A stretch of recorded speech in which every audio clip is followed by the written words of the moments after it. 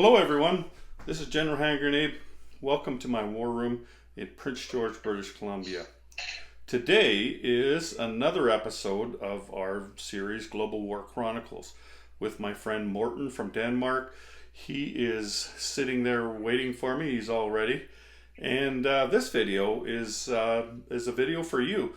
You're the ones that decided what this video was going to be about before we decided what we wanted to talk about, and then there was a couple of videos ago I did. It was a Japanese carrier video, and I said throw your questions in here, and we'll get to as many of them as we could. So I think we picked about 10 of them or so, and we're going to answer those questions. So anyway, let's go over and say hi to Morten. Hey Morten, how's it going? Hi Brian. I'm good, thanks. That's good. So everything's going okay over in Denmark there? It is. We are still fighting COVID, but that's how things are. So. Yeah, same with us. We're locked down really tight right now. Like we can't even travel from town to town in my province right now. I mean, we can, but they're talking about putting roadblocks and stuff up, and it's just a shit show right now. Anyway, let's get to the video. So the first question we have is from my friend in Edmonton area there, and that's Rank Carcass, and I believe he's going by Rank's Cat Bombs now. I still call him Rank Carcass, so I just called him last week. It was his birthday, and anyway, so this is from Rank Carcass. What was this question again, Morten? He asked about what's your favorite feature of the games. Okay, do you want to go first? Yeah. Thinking of this, it's actually, I have two things, and they are somewhat intertwined. So the first thing is that this game is in the sweet spot of complexity that will give me decades of enjoyment. Oh yeah. And by sweet spot, I mean it's in the perfect place between the simplicity of Axis and Allies and the complexity of some of the more complicated games, like the chit games. Yeah. So this sweet spot means that it's just complicated enough to give me, decades of enjoyment. I mean, I've played a lot of games so far, and I'm not even near running out of strategies and options. So that's probably my favorite thing. Oh yeah. I haven't seen any two games the same that I've played or that I've watched other people play. I've never seen two games that were even remotely close to each other in how they went. They start the same because you start out in the same spot, but by the time the war breaks out, it's just a free for all after that. So I agree with you. That's a great thing. I think my favorite mechanic is the fact that it's a 3-player game. And that really kicks it up a notch from Axis and Allies. Like in Axis and Allies, it's so scripted. The pieces on the board are a bit simpler as well, but really the complexity begins with the fact that there's 3 sides. And so it's not just the pieces on the board that are fighting it out. It's the people standing around the board. I like to refer to it as the game above the table, at eye level. And there's just in the games I've played, there's just no way to know before you start how things are going to go. Like people piss each other off. It could be that, like, I played a game where one guy was another guy's roommate, and so they didn't want to attack each other for no other reason than they were roommates. You know what I mean? Like you don't know how things are going to go, right? And so there's a lot of negotiation that goes on. In your first couple games, that doesn't happen. In your first couple games, like, you're just learning how to play, and you're just going through the motions. But after you get a few games under your belt and you're not constantly staring at the rule book, that's when the real game begins, and the game between the players. So that's my favorite part. Yeah, it is a cool thing. So the only caveat here is that you actually need a third player for it to work. If once you start playing games where you have at least 3 players who are quite good, it really elevates the game to a whole nother level. And that's where the real fun begins. Yeah, I agree. So is that it? Is there anything else you want to add to Rank Carcass's question? Well, I can add a lot of favorite features, but he only asked for one, so let's keep it nice and short. Okay, so you got the computer there, so you read off the next question there, Morton. All right. Well, Panzer King, and I think there was another guy who wanted to ask about heavy air transports. Oh, okay, yeah. In the game. That's one of these. This is the Gigant, it's called. It's a heavy air transport. Anyway, go ahead. Yeah, so these units, these weapons, they're close to what I call niche. And although they were produced, and they didn't play that large role in the war. And so it's always a balance of what to include and what to leave out. And each nation typically has one or two darlings. But we don't want to put too many of these exotic units in the game, because every time you add a unit, it needs to have its place. It needs to be at the right price with the right specs for it to work. Because if it doesn't work, then it's just more complexity for no reason. Yeah. So it's a balance. And although I like the cool sculpts,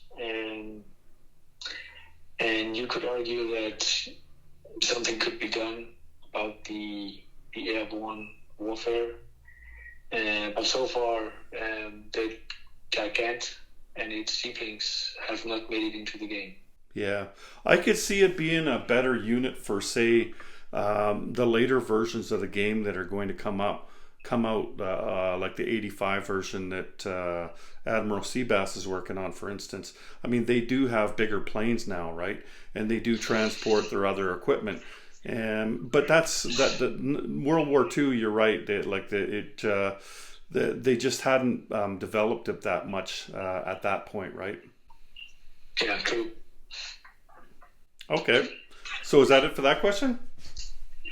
Yeah, let's take the next one. Okay, so I believe the next question is about American Balance from Both Sides of the Board by Daniel Hartley. What's that? Can you read the question, please? Yeah, he asked about that the U.S. is unable to effectively play both sides of the map. So it's actually it's a design choice. So the U.S. player has to balance where he puts his effort in. So he can do. I mean, if the U.S. player puts all his efforts into one of the sides, he will win. And that side, no question. But then he leaves the other side up for grasp for the other alliances. So he needs to balance where he put his effort in. Yeah. And that's actually a core element of the Allied strategy. If the U.S. player were able to play both sides effectively, like Daniel asked about, the game would be broken because the Allies would win easily every time. Yeah. So this dilemma of where the U.S. player puts his effort is and it's actually quite difficult to master. And then for that reason, it's probably not a good idea to give the U.S. to a new player, because you need a lot of experience to do this well. Yeah. And one of the things that is difficult is that you need to foresee what's going to happen a couple of turns from now, because before you have produced the units, you have moved them across the Atlantic or the Pacific and put them into action. It takes a couple of turns, and you don't want to get caught in the Pacific with a big fleet in the Philippines, and then you forgot to put some transports in with Marines.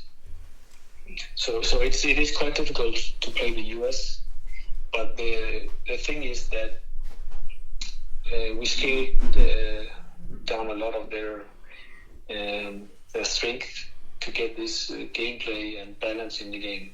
Yeah, like it's like you said. I mean, it would be just be too easy for the Allies if the Americans could play both sides of the board as effectively as they could if they piled all their stuff on one side of the board, and eventually they would take over if the game didn't end at a specific time, like 1945 or roundabouts there, depending on if you're playing the variable ending or not. You know, by 1950 they would have taken right over, right?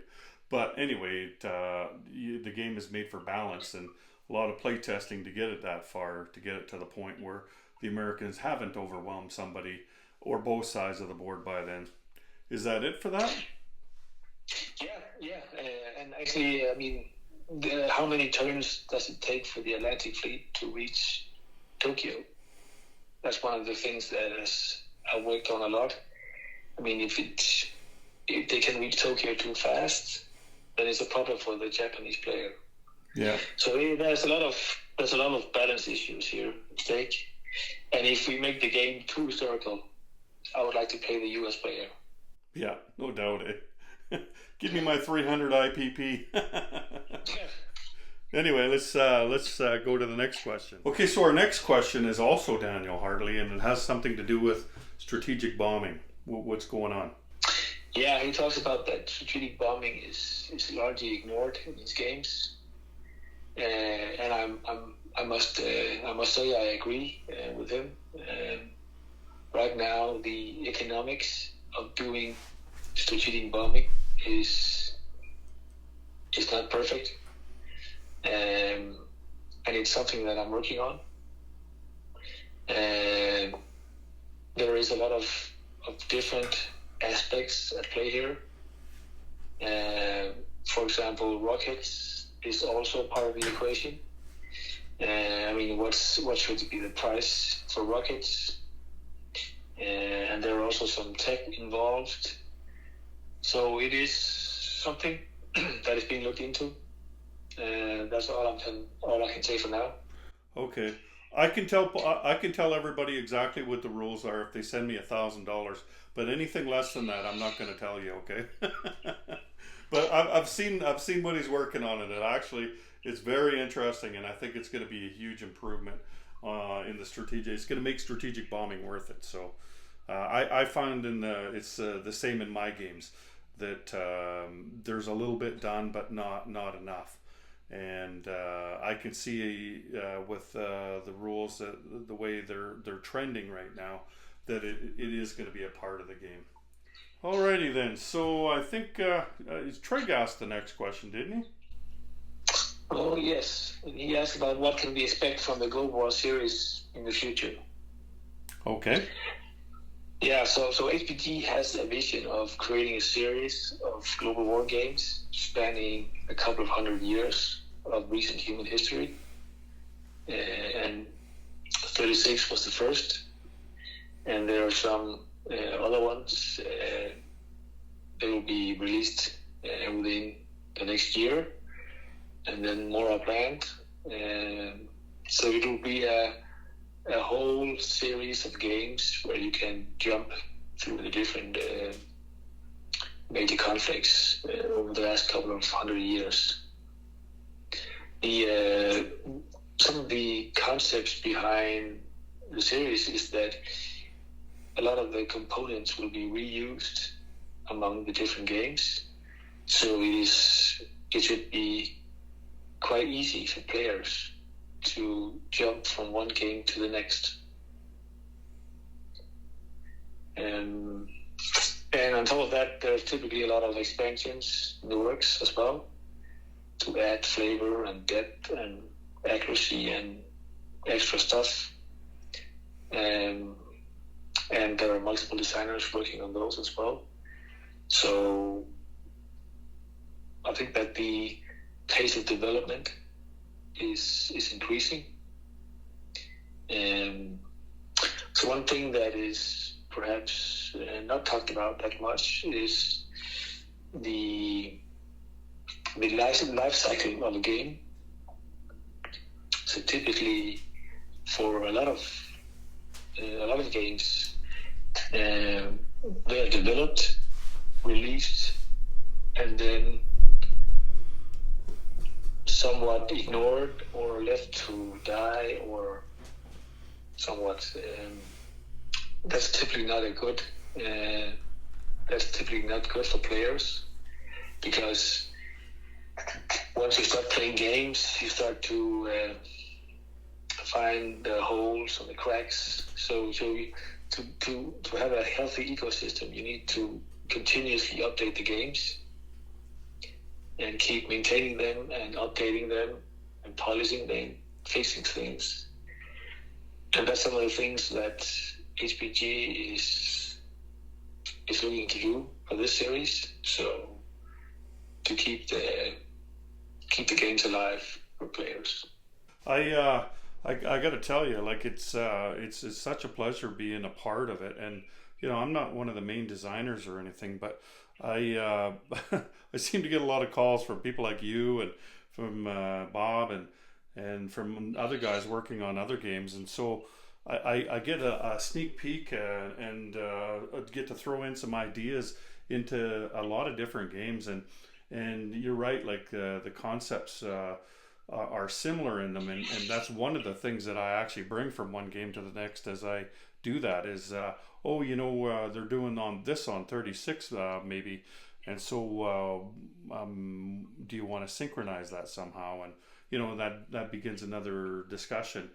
But there's a lot of separate things going on, but they're all tied together. It's mostly Doug that ties it all together, right?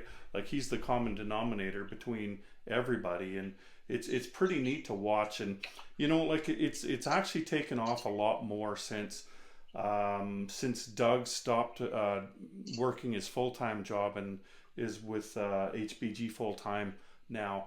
But of course it takes a little while to get your legs under you as an organization, but things are moving really, really well now compared to what they did say a year ago, and much better than what they did 2 years ago. So once they start coming out these other games, I think that it's going to be pretty quick. But again, it's about getting them to that point, and then when you're going from one version to the next, then it's a little bit easier, right, than coming up with one from scratch. It's going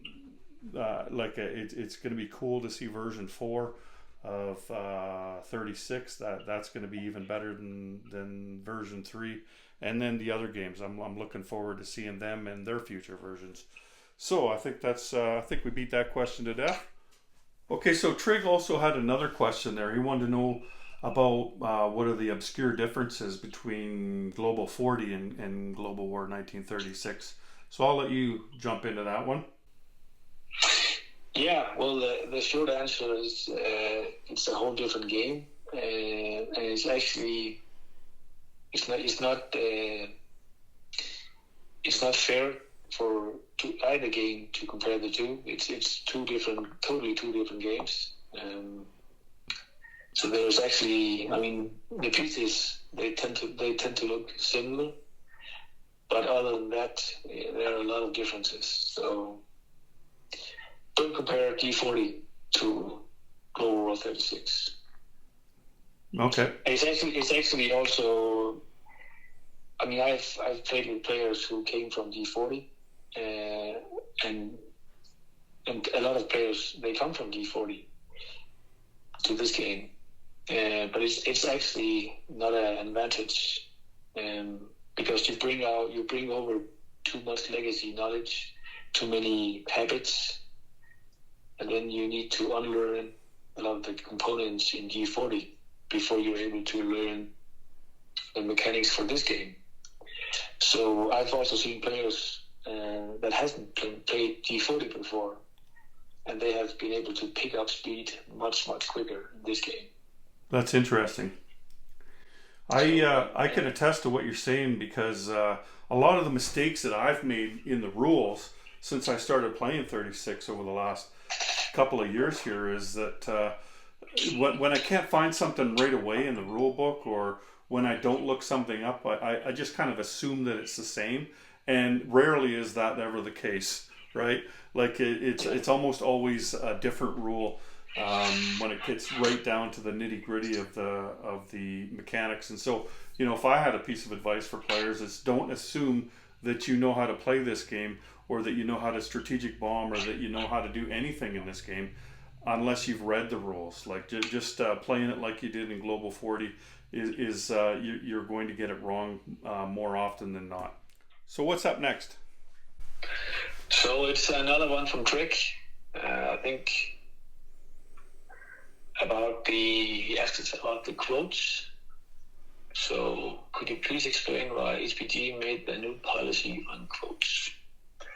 Okay. Yes, I can.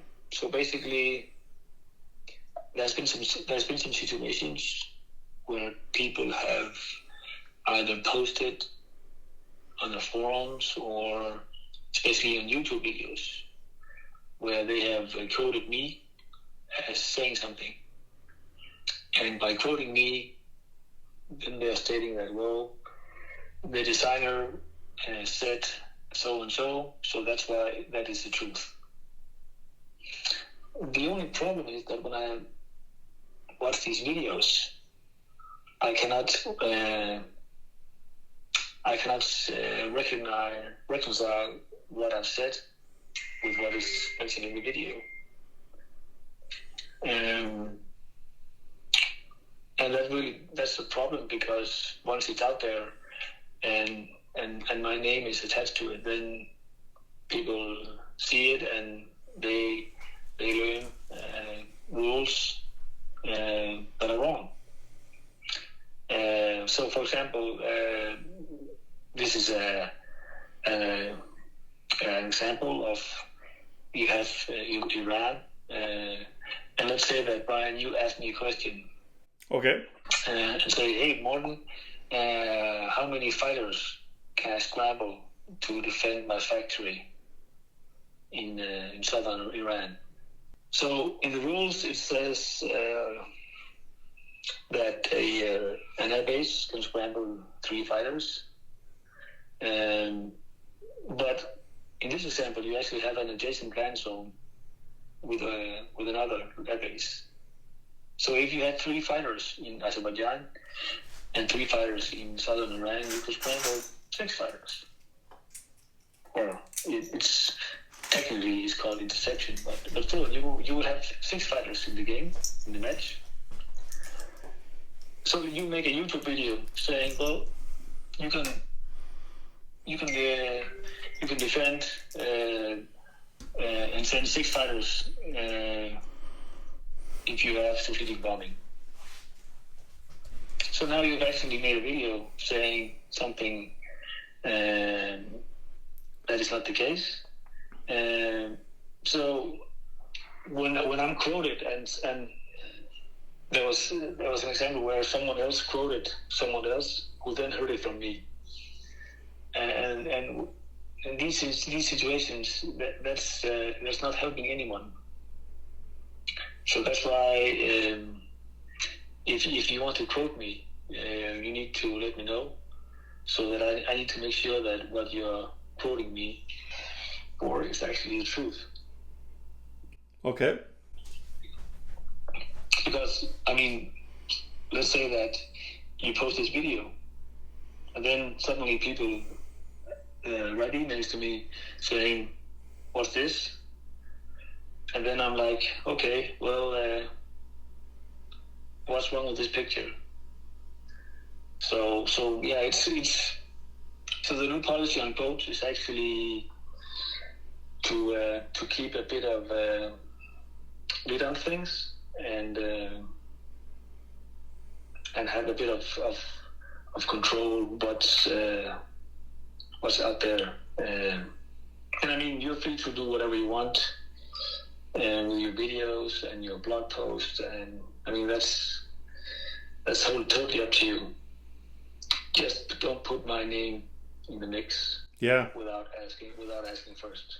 Yeah, I know sometimes that happens with me as well, right? Because like I know most of the rules, but sometimes I have to ask you about it. So I'll get a phone call or a text message from somebody, and they'll ask me a question, and I'll say, well, I think it's this, but I'm gonna have to check it out. Well, then they'll go and they'll say it online. Oh, the designer said this. Well, that's, I didn't tell you what the rule was. I said I'd go find out for sure. Because I get it wrong sometimes. I could say, yeah, I think that this is what it is, but I don't know. Let me check. And quite often when I check, it's not the case, right? And so that's why people have to wait until I get back to them and say, yes, I can confirm that that's the case. But if people just go running out there and just say, yeah, they said this, well, they isn't, it comes from you. You're the only guy that lays down the law when it comes to rules. It's not what I say, it's what you say. And when I put stuff out there on a video or something, usually it's because you and I have talked about it first, or because we've talked about it, say, months ago, and so I already know the rule, Anyway, so that's basically the policy is stop quoting us until you have direct confirmation that that's the rule, right? Yeah. And then, it is a complex game, and there's a lot of context around the rules. So in this example, this is the case because you had this technology or creating this optional rule or whatever the case is. So it is quite difficult to give these authoritative answers and then letting people just throw them out there. Yeah. Anyway, so I guess we move on to the next one. Okay, so our next question is from HBG Enthusiast. What do you got? Yes, it's about the German victory points. So he talks about that shouldn't there be a victory point for holding Scotland, Northern England, British Midlands, and London. And he talks about the resources that were available in the UK, similar to the Russian VP for holding resources. So basically the victory points, they're also used in the game to create balance and create motivation to go after the historical objectives that each major power had in the game or in the war. And so Germany didn't have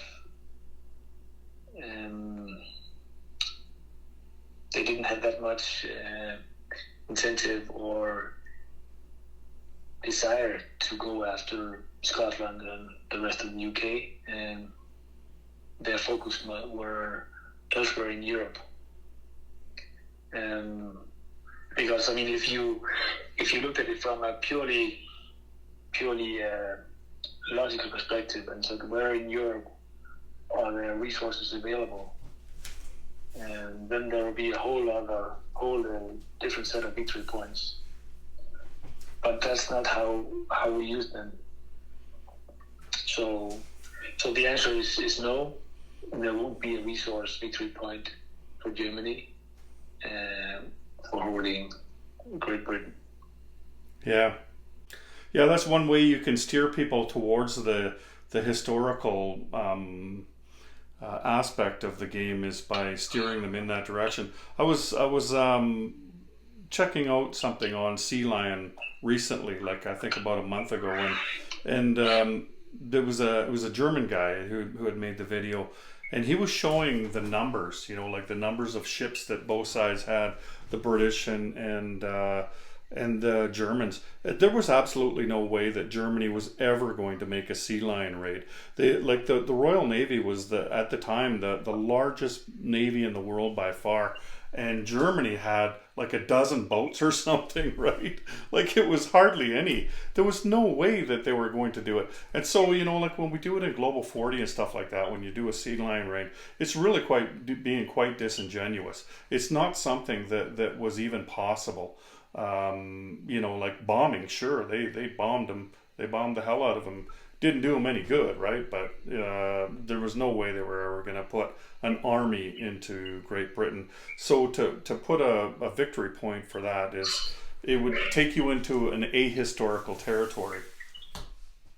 So I'm a big fan of using the victory points in a historical context and to balance things out. So if there's an area of the war that is perhaps not being played in the game, that's where I would look into if I can use the victory point to motivate players to go after the historical path.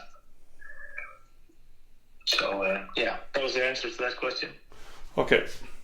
All right then. So what's our next question? I think the next question is from Alex with Sani, and I think Trick chipped in as well on that one. And he wants to hear about the strategic naval movement. Okay. The naval movement versus line units. Okay. And they both talk about what units should be included in that rule. So I think they both mentioned something about that ships should be able to move via this rule. So to begin with, I would like to say that I've actually tested a lot of different variations of this. I've tested where you didn't need transports to use the strategic naval movement. That actually works. This is the current rules I'm referring to. This actually works, but the problem is that it actually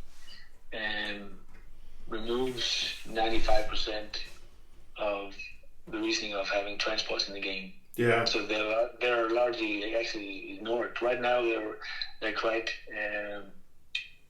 valuable targets. You want to take them out if possible. And with that rule, it make them almost redundant. Yeah. I've also played with that you're able to use all ships, but this actually had the consequences that you would actually use these rules to move your slow battleships around the board. And there's a reason why they have movement range of 2 compared with most other ships which has a movement of 3. So that actually exploited the rules and used it in a different manner than what we intended. So you can say for each rule there is what is the intention behind the rule. That's not written in any rule book, but it's something that we as designers we deal with. Another thing that I tested is where you're able to jump from naval base to naval base, both with or without transports. So you're able to jump from London to Gibraltar, and then onwards to the next one. It could be Suez. You can, as the UK player, you could move basically everywhere on the map. But that didn't work either, because it wrecked the delicate balance there is in the game. So the current rules, where it is naval transports with units, is actually very, very well tested. It works very well. It doesn't break anything. So I'm not looking to change that.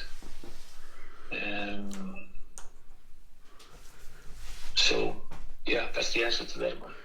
Yeah, I think that would be overpowering if you could move you could basically move your stuff from London to Sydney if you wanted to, and that's just not very realistic. Well, actually, it is realistic because a turn is 6 months. So, I mean, it only took a short time to cross the Atlantic that time. So it is actually really realistic. But for gameplay purposes, it is very, very damaging. Yeah. No, what I mean by that is, like, I understand. Like we have talked about before, anytime there's a conflict between gameplay and accuracy, I will always choose gameplay. Yeah. And something that people don't realize or think about perhaps is right now we're seeing Calcutta on the board, and the amount of stuff that the UK player is able to put into Calcutta is actually very, very important. Yes. Because that either enable or disable the Japanese player of taking Calcutta.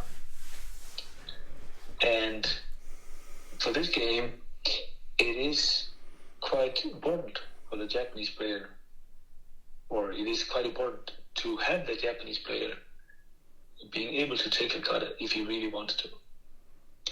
And by having this very, very realistic but very, very far-reaching strategic naval movement in the game, you actually enable the UK player to put too much hardware into Calcutta, making it impregnable for the Japanese. So there's a very, very fine line and a very fine balance, and having this too wide strategic naval movement destroys that balance. Yeah, I agree with that. But what I was why I think it's unrealistic as well. It's not the distance. I mean, technically, you could drive a truck all the way across the Soviet Union in 6 months too. That's not what I mean. It's like you're sailing your ships more than halfway around the world, and nobody's got a chance to intercept them while you're moving them, right? Because you're going from port to port to port to port. And so, like for you to be able to sail that far in 1942, probably without coming across the enemy, was probably unrealistic. That's what I mean by that. The distance, sure, that's a different story. Yeah, I have also played with various different method of intercepting these strategic naval movements.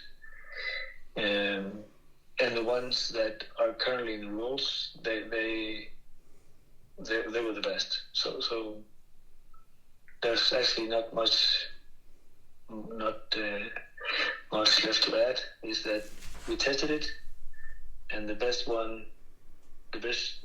version made it into the rule book. Okay. So is that? Yep, that's it. Okay. Okay, so this video is going pretty long, so let's just take one last question. What do we got there? Yeah, so this is from board 3659. Why is China restricted to only 2 territories outside of their own? And it's an easy one. I think that Trick also commented that it's probably a rule from another game. So there's a concept of Chinese home country. Yeah. And these are the land zones with the roundel on. Yeah, I've put even like where the Japanese roundel is and the FEC roundel, wherever there's a roundel on the board, that's all China. Yeah, and within the home country of China, the two factions can duke it out, so to speak. And once either of them reach 13 IPP, they become a major power and can attack and move outside of the Chinese home country. And the Chinese home country is actually also somewhat, it's very selected to foster interesting gameplay, especially in Manchukuo.